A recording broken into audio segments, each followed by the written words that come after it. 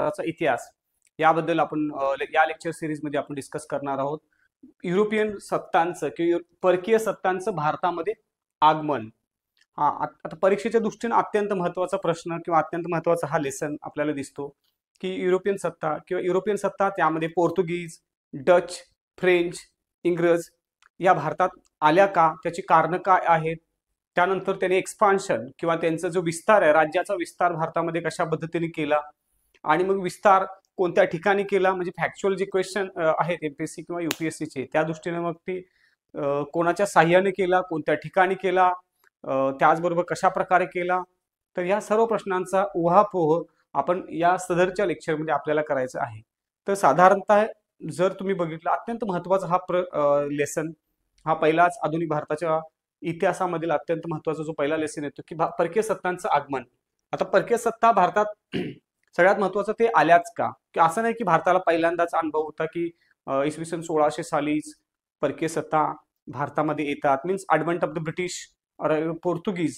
Why did British came, why did the Portuguese came to India, so what are the reasons behind it, काय कारण होती, असं काय होतं, what kind of magnetism we had, म्हणजे आपल्याकडे असं काय होते की आकर्षित इतर सत्तांना आपण आकर्षित करत होतो.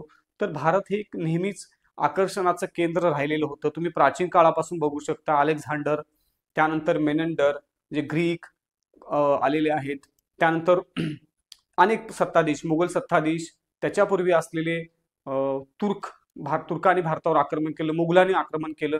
भारत हा नेहमीच एक परकीय आक्रमकांचा एक बळी ठरलेला देश ठरू शकतो किंवा आहे आपण असं म्हणू शकतो. आणि मग त्यातच आधुनिक काळामध्ये ब्रिटिशांनी सुद्धा भारतावर आक्रमण केलं. आता त्याची कारणं काय आहेत, तर why did they came to India. सगळ्यात महत्त्वाचं प्रथम की ते भारतात का आले. साधारणतः आपल्याला शाळेमध्ये किंवा शिकवलं जातं की तो व्यापारासाठी आले. तर व्यापारासाठी आले का, तर आले. कारण तुम्ही जर बघितलं तर पहिल्यांदा ते, आता उदाहरणार्थ ही सुरुवात कधीपासून येते, थोडंसं इतिहासामध्ये इतिहास येतं थोडंसं. तर 1453 आपल्याला थोडंसं ते पाठीमागे जाणं गरजेचं आहे. काय डेट आहे 1453, 1453 काय होतं त्यावेळेला, बायझंटाईन एम्पायर. तर ते ख्रिश्चन एक साम्राज्य होतं. ते ख्रिश्चन साम्राज्य ज्याची राजधानी सध्याचं इस्तांबूल, जे पूर्वी त्याला कॉन्स्टंटिनोपल असं म्हटलं जातं. कॉन्स्टंटिनोपल नावाचं शहर हे ख्रिश्चन राजधानीचं शहर मुस्लिम किंवा तुर्कांनी जिंकून घेतलं. तुर्क ओटोमन एम्पायरच्या साम्राज्याची स्थापना आपण किंवा तुर्क साम्राज्याची स्थापना दिसते 1453. हा मग यानं जगावर काय परिणाम घडवला, तर याचा सगळ्यात महत्त्वाचा परिणाम तुम्ही बघू शकताय. कारण युरोप आणि आशियाला जो जोडणारा जो सिल्क रूट होता किंवा आशियाला जोडणारा जो रोड आहे, तो इथं तुम्हाला दिसेल की तो बंद पडला. जो म्हणजे रस्ता मार्गाने जो आशिया खंड जोडला जात होता, तो रस्ता मार्ग आशिया खंडाचा बंद झाला. मग नवीन मार्गाचा शोधाची सुरुवात झाली. ज्यामध्ये मग सगळ्या सत्ताधीशांच्या मध्ये किंवा जे साम्राज्य होती युरोपियन साम्राज्यामध्ये, पोर्तुगीज साम्राज्य असेल किंवा ब्रिटिश आता साम्राज्य नाही की त्यावेळेचे जे राजे होते त्यांच्यामध्ये एक चढाओढ लागलेली की सर्वात प्रथम कोण मार्ग शोधतोय. आणि याच्यामध्ये सर्वात प्रथम पोर्तुगीजांनी आघाडी घेतलेली दिसते. भारताकडे शोधण्याचा प्रयत्न किंवा भारताचा रूट शोधण्याचा प्रयत्न. त्या शोधामध्ये कोलंबसनं अमेरिकेचा शोध लावलेला 1492 साली, थोडंसं 1492 साली. आणि मग पुढे जाऊन त्याला यशस्वीरित्या भारताचा शोध घेता आला नाही. तो accidentally he discovered the America. त्यानं अपघातानं अमेरिका शोधला. पुढे जाऊन पुन्हा एक खलासी भारताच्या शोधामध्ये निघतो, बाहेर पडतो, 2-3 जहाज घेऊन बाहेर पडतो आणि त्याचं नाव होतं वास्को द गामा. तो सुद्धा भारताचा एक इथं आपण लिहिलेलं आहे की स्पाइसेस, कॉटन, सिल्क आणि सगळ्यात महत्वाचं काय तर सी रूट, भारताकडे येण्याचा मार्ग शोधण्याचा तो एक प्रयत्न होता. आणि त्या प्रयत्नामध्येच भारताचा नवीन मार्ग शोधला गेला. म्हणजे भारताकडे येण्याचं हे ठीक आहे, आता भारताकडे येण्याचा मार्ग वगैरे आपण डिस्कस करतोय, पण भारताकडेच का, हा महत्वाचा प्रश्न आहे. का भारताकडे यायचं होतं त्यांना, असं काय भारताकडे येण्याचे. आता थेरी शाळेमध्ये खूप शिकवलं गेलेलं की मसाल्यासाठी ते येत होता. आता मग आपण कधी मसाल्यासाठी दुसरीकडे काय गेलो नाही. आपण उष्णकटिबंधातील लोक, आता त्यासाठी लक्षात ठेवा आपल्याला भूगोल थोडंसं माहित असणं गरजेचं आहे. कारण आपण उष्णकटिबंधातील लोक आहोत. उष्णकटिबंधामध्ये जे स्पाइसेस, आता मसाले हे थोड्याशा हॉटनेससाठी प्रसिद्ध आहेत, थोडंसं शरीराचं तापमान इन्क्रीज करतात आणि मग स्पाइस आहे, मग चव पण आणि हा सगळ्यात महत्त्वाचं आता त्यासाठीच नाही तर स्पाइसेस किंवा मसाला लावल्यामुळे थोडंसं पदार्थांची जी टिकवण आहे किंवा मीन्स व्हॅलिडिटी की प्रिझर्वेशन आहे ते तू थोडंसं लॉंगर ड्युरेशनला होतं. आता युरोप अत्यंत थंड हवामानाचा प्रदेशाचा देश, खास करून युरोप हा थंड हवामानाचा देश. या देशांच्या मध्ये नेहमी म्हणजे काही 6 महिने बर्फाचे असतात, 6 महिने थोडेसे ऊन असतं, त्या दरम्यान शेती आणि मग इतर वेळेला अन्न प्रिझर्व करून किंवा मग त्याला जपून ठेवावं लागत होतं. मग जपून ठेवताना मीठ आणि मसाले लावावे लागत होते आणि मीठ मसाले लावायचे असेल आणि मग मसाले तिथला खूप अत्यंत महत्त्वाचा पदार्थ. मग आता मसाले म्हणजे पण खास करून काळी मिरी, काळी मिरी अत्यंत महत्त्वाची होती. तर काळी मिरी किंवा स्पाइस आयलंड जे असतात ते इंडोनेशियामध्ये आहेत. तर इंडोनेशिया आता ट्रेड रूट एक वेगळा तो एक रूट आहे. We will discuss actually in detail. पहिले आपण कारणांचा शोध घेऊ. कारणं होती स्पाइस ट्रेड, व्यापार होता. व्यापार कशाचा तर स्पाइसचा. आणि भारत एक नेहमीच सिल्क अँड कॉटन कपड्यांसाठी नेहमीच प्रसिद्ध होता किंवा आज सुद्धा ती स्थिती आहे. भारत हा जगातील सर्वात मोठा कापड निर्यातक देश आज सुद्धा आहे. असं नाही की पूर्वी होतं ना आज स्थिती वेगळी आहे. तर आज historically India has been remain one of the biggest exporter of the cotton and silk clothes. Means म्हणजे भविष्यात सुद्धा ही स्थिती राहील का तर राहू शकते, पण आज आपल्याला भूतकाळ आणि सध्याचं वर्तमान तर स्थिती अशी आहे की भारत हा सगळ्यात मोठा एक्सपोर्टर आहे. आणि मग यासाठी सुद्धा आता कापड, कारण युरोपमध्ये काही कापूस पिकत नाही त्यामुळे तिकडे कापड निर्माण होत नाही. सिल्कची पण ती स्थिती, कारण तिथलं एकदम लक्झरी जे मटेरियल आहे, जे राजे महाराजे किंवा श्रीमंत जो वर्ग होता तो रेशीम कापड किंवा रेशमाची किंवा सिल्कची कापड वापरत होता.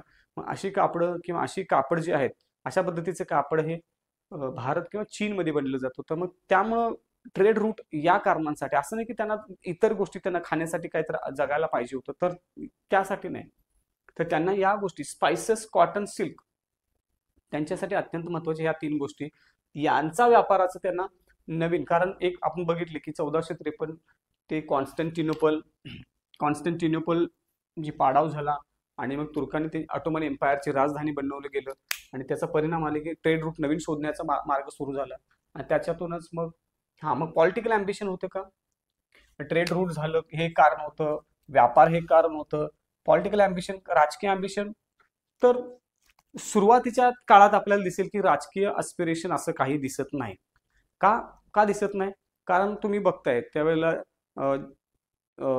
जे सुरुवातीचे येतात, जे सर थॉमस रो येतो किंवा जॉन सर जॉन हॉपकिन्स येतात किंवा यासारखी सुरुवातीचे जे परवानगी मागायला येतात औरंगजेबाच्या काळात, अकबराच्या काळात, ते फक्त फॅक्टरी किंवा व्यापार करण्याचीच परवानगी मागतायत. मग आणि त्यांच्याकडे किती लोक होती, फॅक्टरी म्हणजे तुम्हाला राजकीय अम्बिशन आता तिथे लिहिलेलं आहे किंवा पुस्तकांच्या मध्ये पण दिलेलं असतं की नाही राजकीय त्यांचं महत्वाकांक्षा होती. तर सुरुवातीला असं स्पष्ट ती कुठं तर बॅक स्टेजला असेल. आता पुस्तकांच्या मध्ये डिस्कशन आहे, पण तुम्ही जर बघितलं तर रियालिटी इथं आल्यानंतर समजलं की इथली जी जनता आहे किंवा इथली जी लोक आहेत अत्यंत विस्कटलेली आहेत. विस्कटलेले म्हणजे काय, आपापसात मतभेद भरपूर आहेत आणि याचा फायदा त्यांच्या लक्षात आला की आपण इथे मिळवू शकतो. तुम्ही दिसते की सुरुवातीला त्यांनी फॅक्टरीसाठी काही परवानग्या घेतलेल्या आहेत. फॅक्टरी मीन्स काय, तर आजच्या सारखी फॅक्टरी नव्हे की जिथं उत्पादन होतं, मॅन्युफॅक्चरिंग होतं, असं काही होत नव्हतं. तर एक फॅक्टरी म्हणजे काय, तर एक आजच्या प्रकारे जर विचार केला तर फक्त एक गोडाऊन जिथं वस्तू ठेवल्या जात होत्या. मग अशा फॅक्टरींना त्यांनी फक्त परवानगी घेतली. या फॅक्टरीच्या परवानगीतूनच दिसते की आता मग हे सैनिक कुठून आले त्यांच्याकडे, भारतीय राजांनी त्यांना परवानगी दिली होती काशी, तर भारतीय राजांनी यासाठी परवानगी दिलेली नाही त्यांना सैनिक आणण्याला वगैरे. ते फक्त त्यांच्या गोडाऊन मध्ये जे सैनिक होते, गोडाऊनच्या वस्तू आहेत किंवा गोडाऊनच्या आसपास सुरक्षा व्यवस्था, म्हणजे आजच्या बाबतीत जर विचार केला तर फक्त एक सिक्युरिटी गार्ड्स जेवढे आहेत एवढे security guards to secure their factors और देअर मटेरियल्स, त्यांच्या गोडाऊनला सिक्युरिटी गार्ड्स तेवढे आणले होते. उदाहरणार्थ आता प्लासीची लढाई आपण बघतो, जी सुरुवातीची अत्यंत महत्वाची लढाई, 3000 लोक, फक्त 3000 सैनिक रॉबर्ट क्लाइव्ह घेऊन येतो आणि मग त्यामध्ये सिराजुद्दौलाचे 50,000 आणि मग भारतातीलच लोकांनी या देशाला गुलाम बनवलं. म्हणजे आश्चर्याची गोष्ट आहे, फक्त 3000 लोकांनी, म्हणजे जे सिक्युरिटी गार्ड्स, एका कंपनीचे सिक्युरिटी गार्ड जे आहेत या सिक्युरिटी गार्डनी भारतावर राज्य करायला सुरुवात केली. आणि भारत आजचा नव्हे, आजचा भारत खूप मोठा देश आहे. सॉरी, आजचा भारत तसा बघायला गेलं तर क्षेत्रफळाच्या दृष्टीने तसा छोटा आहे, कारण पाकिस्तान आपण वेगळा झाला, बांगलादेश वेगळा झाला. एवढ्या प्रचंड देशावर या 3,000 लोकांनी आक्रमण करण्याचं धाडस केलं. म्हणजे तुम्ही आपण किंवा हे समजू शकतो की आपण किती दुबळे होतो, हे त्याचं सर्वात मोठे उदाहरण आहे. मग ती ठीक आहे, ते कारणं जोडली जातात, नाही नाही ती भेद पडला वगैरे ठीक आहे, पण पहिल्यांदा महत्वाचं धाडस होतं. नंतरची गोष्ट ऍक्च्युली काय माहितीये का, खूप वेळेला इतिहासामध्ये सब्जेक्टिव्हिटी नसते की इतिहास शिक्षक असे शिकवतात, पण मुळात असं काय की किमान त्यांच्याकडे तो विचारच का आला, अम्बिशनच का निर्माण झाली, की एवढ्या मोठ्या देशात कसं काय धाडस करू शकतो, फक्त 3,000 लोक. तर ते करू शकत होते कारण त्यांच्याकडे थोडं, आता काय त्याला टेक्निकल पण गोष्टी आहेत, काही अत्यंत चांगल्या बंदुकी त्यांच्याकडे होत्या, त्यांच्याकडे चांगली नेव्ही होती. मग त्याच्या जीवावर किंवा त्याच्यावर विश्वास ठेवून त्यांनी भारतावर आक्रमण कर किंवा भारतावर असे की बंगाल, आणि मग बंगाल जिंकला. मग पुढे जाऊन साऊथ इंडिया आहे, दक्षिण भारत आहे, दक्षिण भारत जिंकला कर्नाटकच्या लढाईमध्ये. त्यानंतर मराठ्यांचा पराभव झाला. मराठ्यांचा पराभवाबरोबरच भारत पूर्णपणे ब्रिटिश साम्राज्याचा भाग बनला. ओव्हरऑल जर सिच्युएशन बघितली तर political ambition in the initial stage they did not have political ambition, but after the seeing all the condition of the kings were present in here, जे आपल्या इतर राजे जे होते त्यांची स्थिती बघितल्यानंतर लक्षात आले की बाबा इथं आपण राज्य निर्माण करू शकतोय. आणि मग त्याचा परिणाम की परत त्यांनी साम्राज्य उभं केलं. आपण कारणांचा फक्त विचार करतोय आणि रिलिजियस अम्बिशन, हा मग हे एक राहिलं होतं. कारण एक तुम्ही बघू शकता, नुकतंच 1453 एक ख्रिश्चन साम्राज्य समाप्त झालं होतं, आणि मग ते कुठंतरी जीवन ठेवलं पाहिजे. ख्रिश्चनिटी जी आहे ती मोठ्या प्रमाणात वाढवण्याचा पहिल्यापासून ते जे दोन धर्म आहेत, कुठले मुस्लिम धर्म आणि ख्रिश्चन धर्म, ते नेहमीच त्यांच्या धर्मविस्ताराचं कार्य करत राहिलेले होते. आणि मग त्याचा एक भाग म्हणून ख्रिश्चन मिशनरीज भारतात आलेल्या आहेत. खास करून पोर्तुगीजांनी त्याच्यावर खास करून लक्ष दिलेलं दिसतं. तर रिलिजियस अम्बिशन, मग ते धर्मविस्ताराचं हे कारण होतं. मग कारणांचा शोध घेतला तर एक व्यापार, ट्रेड, सी रूट नवीन शोधणं, political ambition and religious ambition, धार्मिक आहे, धर्मविस्ताराचं आहे. मग आता भारतामध्ये आलंय कोण, मग टेक्निकली जर बघितलं तर पोर्तुगीज 1498. आता हे सगळ्यांना माहिती आहे, खूप प्रसिद्ध व्यक्ती. आपण जसं मागाशी म्हटल्याप्रमाणे की वास्को दी गामा सर्वप्रथम भारतामध्ये येतो 1498. ऍक्सिडेंटली ही फाउंड, ऍक्च्युअली त्याला तेव्हा सुद्धा, मग हा प्रवास सोपा होता का, तर नव्हता. खूप त्यानं काय काय गमावलं. येताना 3 जहाजांचा बरोबर असला. आता ती स्टोरी आपण आपण नेक्स्ट लेसन डिस्कस करतो तेव्हा फक्त पर्टिक्युलर पोर्तुगीजवर डिस्कस करणार आहोत. तर मग तो 3 जहाज घेऊन भारताच्या मलबार कोस्ट, म्हणजे सध्याचा केरळ, त्या केरळ राज्याच्या पश्चिम किनाऱ्यावर तो त्याचं जहाज लंगर ठोकतो आणि तिथून तो एंट्री करतो मलबार किनाऱ्यावर. तो तिकडे येतो. त्याला तेव्हा अब्दुल करीम नावाचा एक व्यक्ती आहे, जो त्याला मादागास्कर मध्ये भेटलेला असतो. तो याला घेऊन येतो इथं, इथल्या राजाला भेटतो. आता तिथं काय येतो, इथं काय आहे, पोर्तुगीजांचं मग कोचीन, त्यानंतर गोवा, ही काही प्रमुख जी ठिकाणं होती, या ठिकाणी त्यांनी वसाहती स्थापन केल्या. त्यानंतर काय कंट्रीब्युशन त्यांनी कार्टर्स सारखी सिस्टम सुरू केली. नेव्हल वॉरफेअर भारताला दिलं. कार्टर सिस्टम म्हणजे काय, तर परमिशन, समुद्रामध्ये आमच्या परवानगीशिवाय कुणीही व्यापार करायचा नाही. कारण त्यांनी जहाज घेऊन आले. मग ती एक सिस्टम होती, लायसन्स सिस्टम म्हणू शकतो. की आज जसे की आपण आरटीओ, जर आपली गाडी चालवायची असेल तर आपल्याला आरटीओची परवानगी लागेल किंवा लायसन्स लागेल, त्या प्रकारे त्यांनी आसपास भारताबरोबर भारताच्याच दक्षिण किनारपट्टीमध्ये जर व्यापार करायचा असेल तर कार्टर सिस्टम, यांची कार्टर घ्यावी लागेल किंवा लायसन्स घ्यावं लागेल, त्याला कार्टर सिस्टम असं म्हणतात. तर त्यांनी परवानगी सुरू केली. नेव्हल वॉरफेअर म्हणजे भारताला सर्वप्रथम नेव्हीचा पण उपयोग किती महत्वाचा आहे तोच. मग शिवाजी महाराजांनी, सगळ्यात जो पहिला भारतीय राजा कोण असेल तर आपल्याला गर्वाची छत्रपती शिवाजी महाराज होते.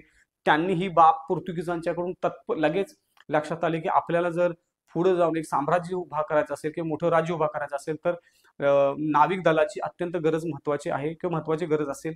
त्यामुळे नाविक दल त्यांनी उभा राहिलं. मग काही बऱ्यापैकी, आता मुघल साम्राज्य त्या दरम्यानच आहे, पण मुघलांनी कधीही लक्ष दिलं नाही. आता का लक्ष दिलं नाही, साहजिकच आहे, मुघल वाळवंटातून येतात, डेझर्टमधून येतात, अफगाणिस्तान सारख्या ठिकाणून येतात, तिथं कोणताही समुद्र नाही. त्यामुळे त्यांच्याकडे ती जी क्युरियासिटी आहे किंवा ती जिज्ञासा आहे किंवा त्याची जे महत्व आहे ते कधी नव्हतंच. त्यामुळं इतिहासामध्ये खरं तर बघितलं तर आता मुघलांनी का केलं नाही, किंवा मुस्लिम सत्ताधीशांनी का केले नाहीत? मुस्लिम सत्ताधीश किंवा मुस्लिम देश जर तुम्ही बघितले आज पण जे साम्राज्य होते, तुर्क असतील किंवा काय, तर ते वाळवंटातील किंवा अशा खडकाळ डोंगराळ भागातील असलेले देश आहेत. मग यांच्यामध्ये ती क्युरिओसिटी नसणं साहजिकच होतं. आणि मग त्यामुळे तो काळ जो आहे मधला काळ, तर कधी नव्हतं. मग प्राचीन काळी भारताचं साम्राज्य नाविक साम्राज्य होतं. असं नाही की तुम्ही राजा चोल प्रथम, राजेंद्र प्रथम, तुम्ही या राज्यांच्याकडं मोठी नेव्ही होती, ते त्याचे परिणाम दिसतात. हिंदूचं जे हिंदू साम्राज्य दिसतात, कंबोडिया, व्हिएतनाम, किंवा हिंदू धर्माचा प्रसार दिसतो दक्षिण भारतातील किंवा दक्षिण भारताच्या पलीकडे, समुद्राच्या पलीकडे जाणारा दिसतो. तर असं नाही की नव्हतं. तर डच डच त्या दरम्यान ब्रिटिश ईस्ट इंडिया कंपनी स्थापन होते 1608 साली ते भारतामध्ये एंटर करतात. फ्रेंच 1664ला फ्रेंच भारतामध्ये येतात आणि चढाओढ सुरू होती. डच मिळतात, फ्रेंच येतात, डेन्मार्कचे डॅनिश सुद्धा भारतामध्ये व्यापार करायला, कारण सगळ्यांना समजलं होतं आणि तो व्यापार आता परवानगी सहज चालला होता. कार्टर सिस्टम, फक्त कार्टर घ्यायचं आणि फुल्ली प्रोटेक्टेड व्यापार. कारण असं नाही की आरटीओ सारखं लायसन दिलं आणि तुम्हाला प्रोटेक्शन नाही, तर इथे प्रोटेक्शन पण दिलं जात होतं. म्हणजे फुल्ली प्रोटेक्टेड व्यापार पोर्तुगीजांच्या द्वारे भारतामध्ये सुरू झाला. आणि भारतामध्ये अशा पद्धतीनं ब्रिटिश असतील किंवा पोर्तुगीज असतील, डच असतील, डॅनिश असतील आणि त्याचबरोबर फ्रेंच असतील, या सर्व युरोपियन सत्ताधीशांचं आगमन झालं. आणि आगमनाची कारणं आपण इथं फक्त डिस्कस करणं अपेक्षित होतं, की कारणं काय होती? ट्रेड, व्यापार, सी रूट, पॉलिटिकल अँबिशन आणि रिलिजियस अँबिशन, ही काही कारणांच्या पैकी कारण होती. आपण पुढच्या लेक्चरमध्ये आपण डिस्कस करणार आहोत, खास करून फक्त पोर्तुगीजांचा भारतातील साम्राज्य विस्तार, अत्यंत महत्वाचं पुढचं लेक्चर असेल.